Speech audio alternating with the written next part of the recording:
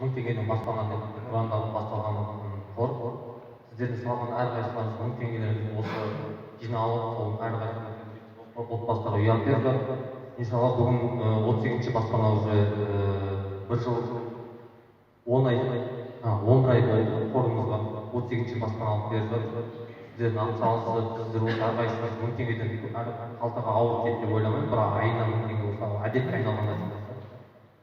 Иншалла бүгін 38-ші баспана осы сіздердің ауылдарыңыздан 8 балалы отбасы Ерболат ағамыздың Сандуғаш әпкемізге бұйырып тұр. Алланың қалауымен. Біздің қорымыздың мақсаты қазіргі күнге дейін алғашқы күндері айына бір үй, енді қазір әр жұма сайын бір үй беріп жатыр.